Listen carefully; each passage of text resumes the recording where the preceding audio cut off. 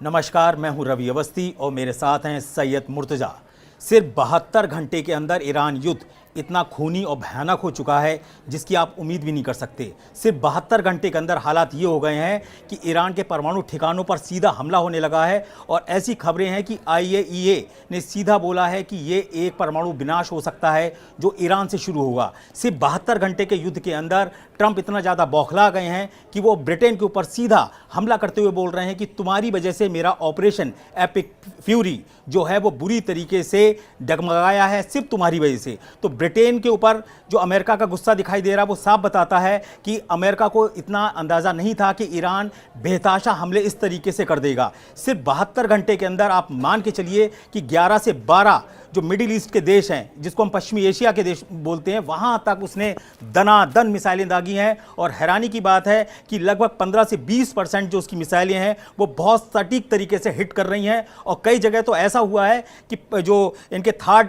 और patriot missile system जो थे उसको बुरी तरीके से चकमा दिया है, जिसको बोलते हैं झांप देना। हिंदी में एक वर्ड होता है झांप, किसी के आगे हाथ कर दो तो वो लकपकाया जाता है, उस तरीके से झांप दी गई है मिसाइलों के थ्रू। तीसरी इंपॉर्टेंट बात यह है कि खामनेई के जाने के बाद ये माना जा रहा था कि ईरान पूरी तरीके से टूट जाएगा, लेकिन ईरान ऐसा लग रहा है कि पूरा ईरान जो है वो खामनेई बन चुका है। मैं सैयद मुर्तज़ा के पास सबसे पहले जाऊंगा। मुर्तज़ा, मुझे सबसे पहले ये बताइए कि अभी जो थोड़ी देर पहले हम लोग तेहरान में तबाही की तस्वीरें देख रहे थे, वो क्या एक बहुत बड़ा फेस्टेशन है ट्रंप और नेतन्याहू का?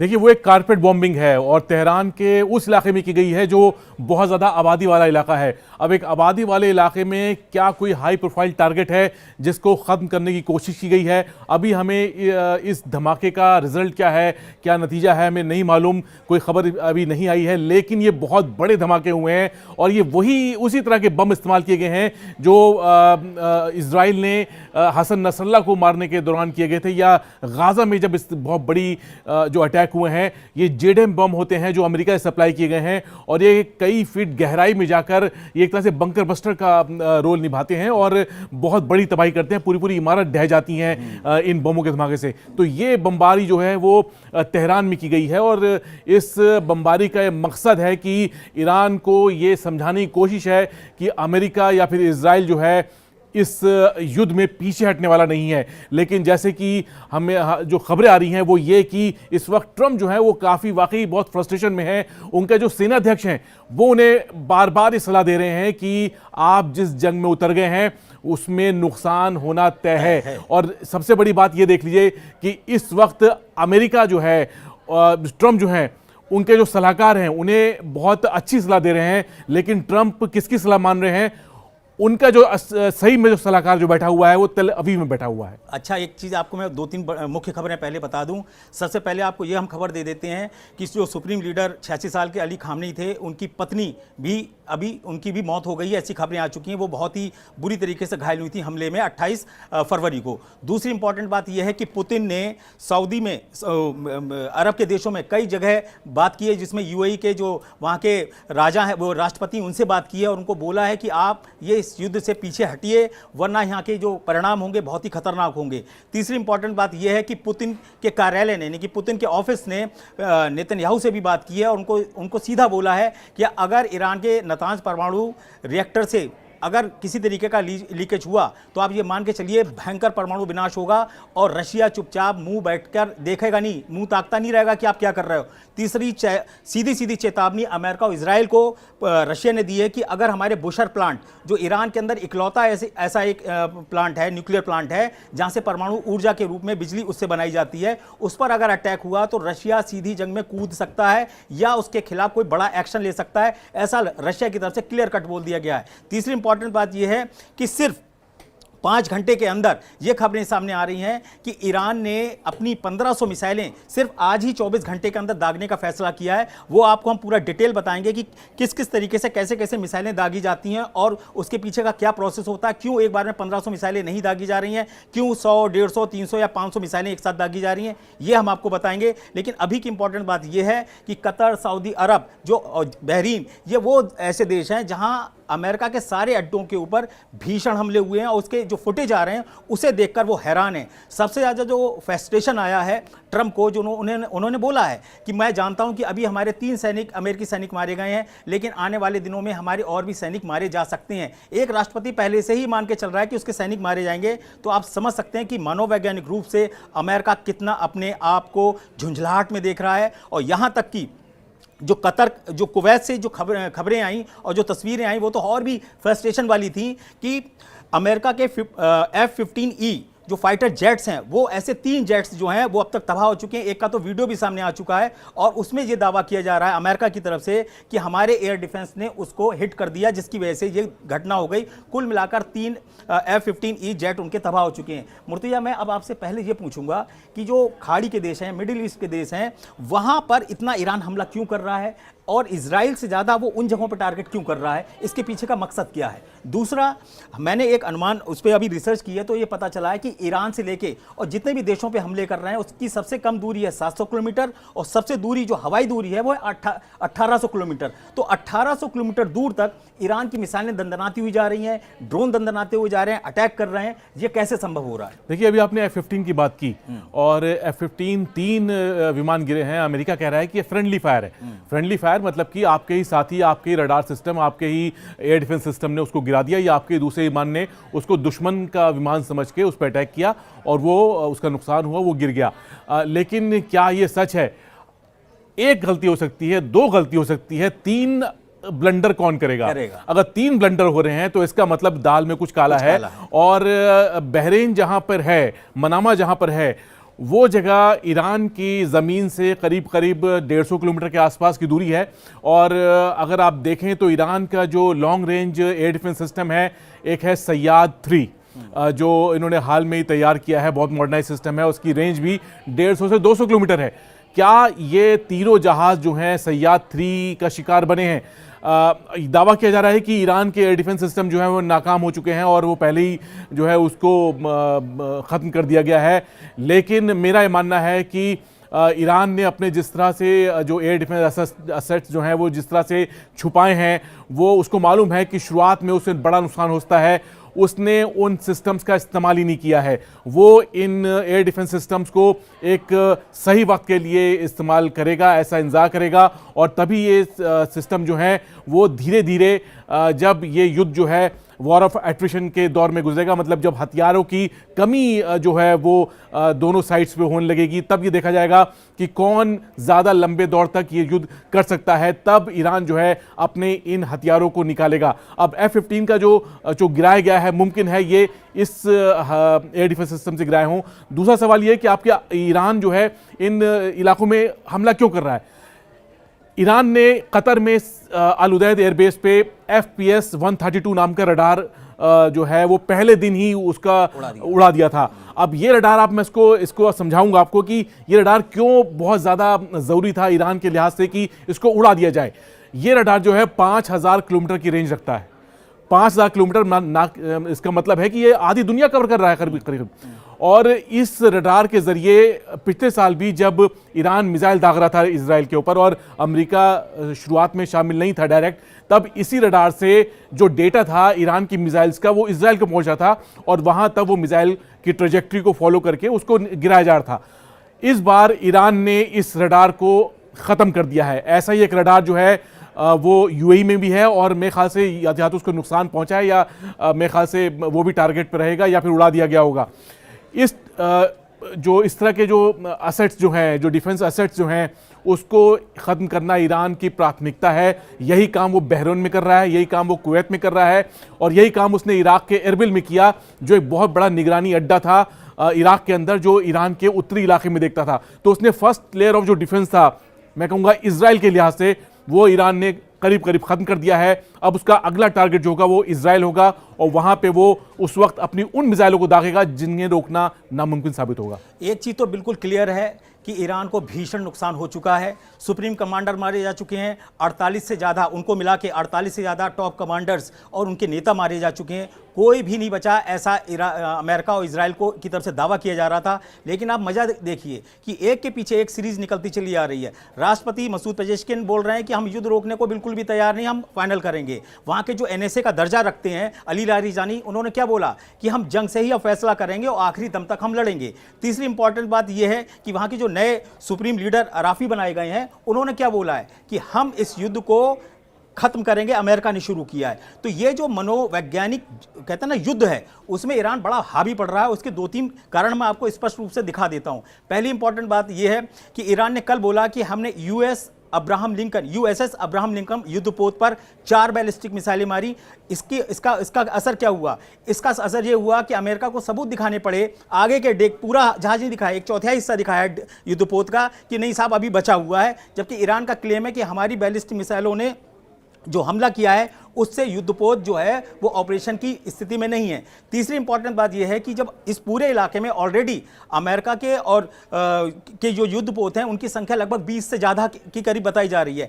ऐसी स्थिति में फ्रांस की तरफ से 2 युद्धपोत और मंगाए जा रहे हैं, यानी कि उनको भरोसा ही नहीं रह गया ट्रंप को कि ये जो हमारे 20 युद्धपोत हैं वो ईरान को काबू में कर पाएंगे। तीसरी इंपॉर्टेंट बात यह है कि जो जनरल डैन ने भी बोला था, जो अमेरिका के हैं, कि हम अगर ये सोच रहे हैं कि इस युद्ध को हम कंट्रोल कर लेंगे तो ऐसा नहीं है। आप सोच रहे हैं कि हम 2-3 दिन में इसको खत्म कर लेंगे, ऐसा नहीं हो सकता। इसके पीछे का सबसे बड़ी वजह यह है कि आज ट्रंप ने एक इंटरव्यू में खुद बोला है कि मुझे लगता है कि इस युद्ध में 2 हफ्ते भी लग सकते हैं और इसको खत्म करने में 4 हफ्ते भी लग सकते हैं। यह ट्रंप का बयान क्या है? यह दिखाता है कि अमेरिका एक ऐसे दलदल में फंस चुका है मिडिल ईस्ट के युद्ध में, जिसमें अब उसकी छीछा लेदर होना तय है। यहां पे इंपॉर्टेंट बात क्या है कि ओमान ने कल क्या बोला था, वहां के विदेश मंत्री ने, अमेरिका ये आपका युद्ध नहीं है, ये इजराइल का युद्ध है, आप उसको करने दीजिए, आप यहां से बहुत हो गया, अब यहां से आप निकलिए। अगर ये लंबा युद्ध और खिंचा और 2-3 जगह कुवैत में, बहरीन में, कतर में, ओमान में, तुर्की में, या तुर्की तक पहुंच गया है हमला, आप समझिए तुर्की तक ईरान के हमले पहुंच चुके हैं, ऐसे दावे किए जा रहे हैं। साइप्रस में तो कल भी अटैक हुआ और आज भी अटैक हुआ और स्थिति ये हो गई है कि ब्रिटेन ने बिल्कुल शॉर्ट नोटिस पे बोला है कि सारे हथियार तुरंत हटाओ, सारी मिलिट्री जो हमारे ऑपरेशन हैं उसको तुरंत यहाँ से हटाओ, इसको खाली करो। अब जो ईरान है उसकी मिसाइलें यहाँ भी गिर सकती हैं। तीसरी इंपॉर्टेंट बात यह है कि अभी 2 या 3 घंटे पहले खबर आई कि तेल अवीव में बेंजामिन नेतन्याहू जो प्रधानमंत्री हैं इजराइल के, उनके दफ्तर पर भीषण अटैक किया है मिसाइलों से और खैबर शेकन मिसाइल का इस्तेमाल किया है, ऐसा ईरान का दावा है। हालांकि तुरंत खंडन आया IDF की तरफ से कि ऐसा कोई भी अटैक नेतन्याहू के दफ्तर पे नहीं है, वो बिल्कुल सुरक्षित हैं। लेकिन एक खबर नीचे आई इजरायली मीडिया के अंदर कि इस वक्त बेंजामिन नेतन्याहू जो हैं वो बंकर में हैं, यानी कि जो पाताल के नीचे जो बंकर बनाए गए हैं उसके अंदर नेतन्याहू को ले जाना ज़रूरी समझा गया। तो इसका मतलब ये हुआ कि जो तेल अवीव के ऊपर दावा किया जा रहा है इजरायली मीडिया के थ्रू कि लगभग तेल अवीव में 40 से बड़ी इमारतें पूरी तरीके से तबाह हो चुकी हैं, उससे ये साबित होता है कि जो एयर डिफेंस है इजराइल का, एरो 3 हो, एरो 4 हो, आयरन डोम हो, वो सारी मिसाइलों को नहीं कर पा रहा है। उसकी इस बार जो उसका कहते हैं ना फॉर्मूला निकाला है ईरान ने, वो ऐसा निकाला है कि इसके हमलों को रोक ही नहीं पा रहा है। अब मैं आपको यहाँ पे इंपॉर्टेंट बात एक और आखिरी बताने जा रहा हूँ, उसके बाद हम मुर्तजा के पास जाएंगे कि अब ट्रंप ने क्या किया है, इसमें भी धर्म को घुसेड़ दिया है। उन्होंने ब्रिटेन में बोला है, कीर स्टॉमर है प्रधानमंत्री, कि आप मुसलमानों से डर गए, इसीलिए आपने डियो गार्जिया हमको नहीं दिया, देर से दिया, इसके चक्कर में हमारा जो ऑपरेशन एपिक फ्यूरी है वो 2-3 घंटे लेट हुआ, इसीलिए B-2 बमबर्षक जो डियो गार्जिया हवाई अड्डे से उड़ते थे उनके उड़ने में, उनके ऑपरेशन में देरी हुई और जिसका फायदा ईरान को मिल रहा है। और ये जो झुंझलाहट और खिसियाहट है वो एक तरीके से ब्रिटेन के ऊपर राष्ट्रपति ट्रंप दिखा रहे हैं। ये एक चीज़ मुझे और बड़ी इंपॉर्टेंट बताइए कि ईरान की लड़ने की क्षमता मिसाइल और ड्रोन है। तो अभी मुझे एक बात समझ में नहीं आ रही कि टॉप लीडरशिप को बड़े आसानी से मार रहे हैं, लेकिन हैरानी की बात है कि जो मिसाइलों के हमले हैं वो रोक ही नहीं पा रहे हैं। तो क्या इनकी इंटेलिजेंस वहां पे नहीं है, सिर्फ कमांडरों के घरों में घुसी हुई है? और जो जागरोस की पहाड़ियां हैं जहां से ये अटैक बताए जा रहे हैं या किरमान शाह से अटैक बताए जा रहे हैं, क्या वहां पर ये लोग उसको कंट्रोल नहीं कर पा रहे हैं? देखिए, कहा जा रहा है कि ईरान के पास 3 से 4,000 मिसाइल हैं और ये जो है मिसाइल इनके देखिए, मिसाइल होना अलग बात है, साथ में लॉन्चर होना बहुत ज़रूरी है आपके साथ। अगर लॉन्चर नहीं होगा तो आप कैसे उसे रोकेंगे आप। तो इजराइल का दावा है कि उसने बहुत से ऐसे लॉन्चर जो हैं वो लॉन्च पैड पे ही, जब वो मिसाइल तैयार की जा रही थी दागने के लिए, तब उसने उनको निष्क्रिय कर दिया वहाँ हमला करके। लेकिन ये है कि आपने बहुत सही बात कही कि जो कमांडर्स को मारना आसान हो रहा है, लेकिन जो मिसाइल जो साइट्स हैं वहाँ पर इजराइल या फिर अमेरिका जो है बहुत ज़्यादा नुकसान नहीं पहुँचा रहे। तो इसका ये है कि देखिए, ईरान को ये बात तो सब जानते हैं, समझते हैं कि ईरान को जो इस वक्त नुकसान हुआ है, जो अली खामनेई की हत्या हुई है, उसके पीछे ईरान की कमी ये है कि जो इनकी इंटेलिजेंस जो है, या फिर उसमें कई लोग ऐसे हैं जो जिसका जिक्र अहमदीनेजाद, जो उनके पूर्व राष्ट्रपति थे, जो इस हमले में उनकी भी हत्या हुई। इस युद्ध के दौरान जो है बहुत सी इंफॉर्मेशन ऐसी है जो इजराइल या फिर अमेरिका, इनकी इंटेलिजेंस एजेंसीज के पास हैं, इसलिए ये बहुत ज़्यादा सटीक तरीके से हमला कर पा रहे हैं। और जैसे कि हमने शुरुआत में कहा कि आज जो धमाका हुआ है तेहरान में, जो कॉर्बेट बॉम्बिंग हुई है एक रिहायशी इलाके में। एक बार जरा कॉर्बेट बॉम्बिंग थोड़ा हमारे दर्शकों को समझाइए, कॉर्बेट बॉम्बिंग का मतलब क्या है, और इसमें क्या B-2 बम्बरशक यूज हुए होंगे, या किस टाइप के F-35 यूज होंगे, या F-15 या F-16 सीरीज के होंगे, ये किस तरीके से की गई होगी? देखिए, कॉर्बेट बॉम्बिंग ये होती है कि आप एक सीमित जगह में आप उसको जैसे कालीन जैसे बिछाते नहीं है, दरी बिछाते हैं, आप वैसे ही आप बम को बिछा दें। बिल्कुल। और इसके लिए होता है कि आप हैवी बम्बार्मेंट करते हैं, और बमों की एक लेयर जो होती है उस इलाके में आप उससे हमला करते हैं। और ये इस तरह के हमले जो होते हैं वो आमतौर पे बड़े बॉम्बर से होते हैं। B-2 बॉम्बर का अभी तक इसमें इस तरह से इस्तेमाल होने की बात सामने नहीं आई है, लेकिन अमेरिका के पास जो बाकी फाइटर जेट्स जो हैं वो ऐसा कर सकते हैं कि लगातार कई फाइटर जेट्स लॉन्च किए जाएं, और एक स्टैंड ऑफ रेंज से, मतलब कि 100-150 किलोमीटर की दूरी से कई बम जो हैं वो लॉन्च किए जाएं, वो जो एक ही जगह पे जाके वो एक ही टाइम पे वो फटे। तो इस तरह से कारपेट बॉम्बिंग जो है अंजाम दी जाती है। और इस तरह की बॉम्बिंग पहले इराक में काफ़ी हो चुकी है, अफगानिस्तान में हो चुकी है, और ईरान में, तेहरान में ये पहली बार देखी गई है। हसन नसरल्लाह को जब मारा गया था लेबनान में, तब भी वो बॉम्बिंग भी कारपेट बॉम्बिंग ही थी। मतलब कि वो जो पूरा आसपास का ब्लॉक का जो इलाका था जहाँ पे हसन नसरल्लाह के बताया गया था कि छुपे हुए थे या वहाँ पे ठहरे थे, उस जगह को पूरी तरह ख़त्म कर दिया गया था। वो कारपेट बॉम्बिंग के बिना मुमकिन नहीं है। और प्रेसिशन गाइडेड जो म्यूनिशंस होते हैं उसका इस्तेमाल होता है, लेकिन एक सीमित दायरे में, जहाँ कुछ भी बाकी ना रह जाए और सिर्फ धूल और मिट्टी रह जाए, वो हम आज देख रहे हैं कि वो चीज़ तेहरान में भी इस तरह के हमले किए जा रहे हैं। 2-3 चीज़ें आप बड़े ध्यान से सुन लीजिए। 72 घंटे के अंदर 2500 से ज़्यादा टारगेट या कहते हैं ठिकानों पर ईरान के हमला हुआ है। उसके ऊपर ये आप मान के चलिए लगभग 3000 से ज़्यादा मिसाइलें अलग अलग तरीके की दागी जा चुकी हैं। उसके ऊपर 1200 से ज़्यादा अलग तरीके के जो हैवी बम थे वो भी यूज़ किए गए। सिर्फ B-2 बम्बरशक से ही 14 तरीके के 14 GBU-57 बॉम्ब्स गिराए जा चुके हैं। इतना भीषण नुकसान, इतनी भीषण तबाही।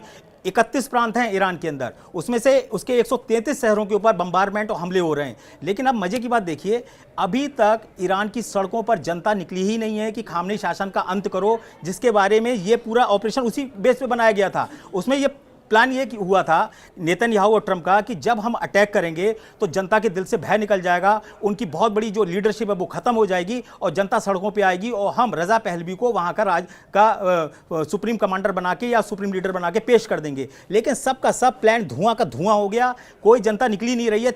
पश्चिमी तेहरान पूरा खाली हो चुका है। ईरान ने खुद बोल दिया कि तेहरान खाली कर दो, हम यहाँ आर पार की जंग करेंगे। कुल मिलाकर जो वहाँ की लीडरशिप बची हुई है वो इस तरीके से है कि सब लोग अब खामनेई के रूप में ही डिसीजन ले रहे हैं। उसमें कुछ भी ऐसा रद्दोबदल नहीं नजर आ रहा है जिससे ये लगे कि ईरान जरा भी झुकने को तैयार है। और यही फ्रस्ट्रेशन अमेरिका और इजराइल पर हावी हो रही है, और इसी का दबाव अब रशिया और चीन की तरफ से आ रहा है। पुतिन ने तो सीधा बोला है कि अगर हम देख रहे हैं, अगर 2-4 कहते हैं ना दिन के अंदर आपने इसको नहीं खत्म किया तो हम कुछ बड़ा एक्शन लेंगे। और पुतिन ने एक बड़ा अजीब तरीके का बयान दिया है कि हम लगातार ईरान के संपर्क में हैं, हमने ईरान को अकेले नहीं छोड़ा है। इसके बहुत मायने हैं। हम पहले भी बता चुके हैं कि खुफिया जानकारी, खुफिया इनपुट रशिया की तरफ से मिल रहे हैं। ये जो F-15E गिरे हैं, ये कोई साइबर अटैक का शिकार तो नहीं हुए, ऐसे भी सवाल मीडिया में आने लगे हैं। ऐसा नहीं हो सकता। मुर्तजा ने भी बोला था कि आप एक गलती करेंगे, 2 करेंगे, 3 गलती नहीं हो सकती, वो भी इतनी कीमती और प्रीशियस जेट्स को लेके। हम इस चर्चा को विराम देने की तरफ बढ़ रहे हैं, लेकिन मैं कमेंट लेना चाहूँगा। ये मुझे बताइए कि ईरान की आने वाली जो कहते हैं ना 2-3 दिन की जो जंग होगी वो कितनी इंपॉर्टेंट है, और ईरान को इस युद्ध को जीतने के लिए अब करना क्या पड़ेगा, उसकी स्ट्रेटेजी क्या हो सकती है? देखिए, रीजनल वॉर की बात की थी खामनेई ने, और रीजनल वॉर का मतलब है कि इसमें पूरा इलाका जो है वो एक तरह से इस युद्ध की चपेट में होगा। साइप्रस का आपने, मैं अभी बताना चाहता था कि साइप्रस का आपने जिक्र किया कि साइप्रस पे हमला हुआ है, वहां पे अड्डे खाली किए गए हैं। अब साइप्रस इतना महत्वपूर्ण क्यों है? साइप्रस जो है भूमध्य सागर में एक देश है जो टापू के रूप में है, और ये वो जगह है जो जिस पर कुछ इलाके पे तुर्की का कब्जा है, कुछ इलाका ग्रीस के कंट्रोल में है, और यहाँ पर ब्रिटेन के मिलिट्री बेस हैं। ये वो जगह है जहां पर एक ऐसा रडार लगाया गया है। साइप्रस में एक जगह है लिमासोल, जो मतलब कि इसकी राजधानी भी है, और यहां पर एक ऐसा रडार लगा हुआ है जो उसी तरह निगरानी रखता है आसपास के इलाके की, जो जैसे कतर में जो रडार मारा गया है या उसको तबाह किया गया है, वैसे ही रडार वहां पर है, और वो निगरानी करता है पूरे क्या कहते हैं, ये तुर्की और आसपास रूस का ब्लैक सी आसपास के इलाके पे वो रडार नजर रखता है, और इसे बहुत ही स्ट्रेटेजिक प्लेस माना जाता है अमेरिका की निगरानी के, अमेरिका और यूरोप की निगरानी के लिहाज से।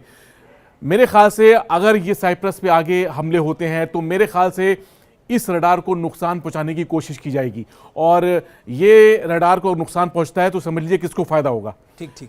मैं आपको बता दूं, जो ट्रंप और नेतन्याहू समझ रहे थे कि ईरान का युद्ध उनके लिए हलवा है, वो बिल्कुल भी नहीं है भाई साहब। लोहे के चने साबित हो रहा है, ये बिल्कुल 72 घंटे के अंदर सामने आने लगा है, उसका फ्रस्ट्रेशन दिख रहा है, उसमें नुकसान साफ दिखाई दे रहा है। तीसरी इंपॉर्टेंट बात यह है कि पुतिन की एंट्री जो आ गई है वो साफ बताती है कि ईरान ने अपना काम कर दिया है। ईरान की परफॉर्मेंस को देखकर रशिया को जो कॉन्फिडेंस आया है कि ये माहिर लड़ाके हैं, खामने के खिलाफ कोई भी समर्थन, उनके खिलाफ कोई भी कहते हैं ना विरोध प्रदर्शन सड़कों पे नहीं दिख रहा है। इससे रूस का और चीन का कॉन्फिडेंस बढ़ा है। उनको भी लग रहा था कि शायद खामने के शासन को उखाड़ने के लिए जनता सड़कों पे उतरेगी, लेकिन ऐसा बिल्कुल भी नहीं हुआ। तीसरी इंपॉर्टेंट बात यह है कि जो ट्रंप को भरोसा दिलाया गया था कि एक बहुत बड़ा विद्रोह होगा सड़कों पे, वो कुछ भी नहीं हुआ। कुल मिलाकर यह है कि पूरा ईरान जो है वो एकजुट हो गया है और मरने मारने पे उतारू हो गया है। अगले 24 और 26 घंटे के अंदर मुझे ऐसा लग रहा है कि कुछ खबरें ऐसी आएंगी जो आपको हैरान कर देंगी, क्योंकि ट्रंप ने खुद बोल दिया है कि अभी हमारे कुछ लोग और भी हमारे सैनिक मारे जा सकते हैं या हमको नुकसान उठाना पड़ेगा, क्योंकि रक्षा मंत्री हैं जो अमेरिका के,